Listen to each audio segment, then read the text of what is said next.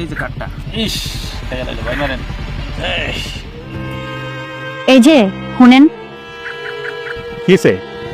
বাসায় আহেন আমার লগে কথা আছে। আচ্ছা তুই যা, আমি আইতাছি। তাড়াতাড়ি আহেন, জরুরি কথা আছে। যাস না, আমি আইতাছি বললাম তো। আচ্ছা ঠিক আছে। আচ্ছা এই তোর একটু খেলা, আমি আইতাছি।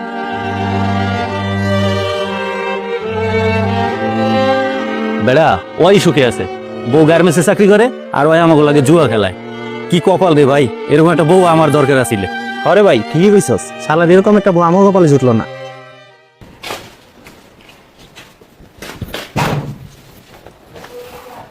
কি হয়েছে এমন ভাবে ডাক্তার আসছ, মনে হচ্ছে ঘরের মধ্যে 4-5 জন মরে গেছে। মরেই তো গেছে, মরার আর কিছু বাকি আছে? তুমি তো আমারে মাইরাই ফেলাইছো। এমন করে কত কাজ কান তুই? হ্যাঁ কি হয়েছে তোর? কেমন করে কথা কমো তোমার লগে? কথা বলার মতো কিছু রাখছো তুমি? আমি ডাক্তারের কাছে গেছিলাম, এইমাত্র আমি ডাক্তারের কাছ থেকে আইছি। এই ধরো রিপোর্ট। ডাক্তার কইছে আমার ক্যান্সার রোগ ধরা পড়ছে। ক্যান্সার? হ্যাঁ, আমি হয়তো আর বেশি দিন বাঁচুম না। আমি মরে যাওয়ার আগে অন্তত তোমার একটু ভালো দেখা যাইতে চাই। তুমি আল্লাহর রাস্তা আর ওই জ্বর কোটে যাইও না।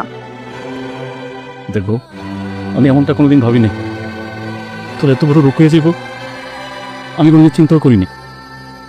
আমি তোর শুয়া কসম কাটলাম, আমি আমি আজকের পর থেকে ভালো হয়েছ। আমি তোর মাথার কসম কেটে কইতাছি, আমি সত্যি ভালো হয়েছ। আমি আর খারাপ পথে যাবো না। আমি আমি তোর ডাক্তার দেখামো, দরকার পড়ে তোর যদি বিদেশ লয়ে যেতে হয় আমি তাও লয়ে যাবো। আমার কিডনি বিক্রি করে দেবো, তারপর তোর চিকিৎসা করবো আমি। তুই চিন্তা করিস না। ঠিক আছে, তুই রিপোর্টটা রাখ, আমি কাজের সন্ধানে যাইতেছি।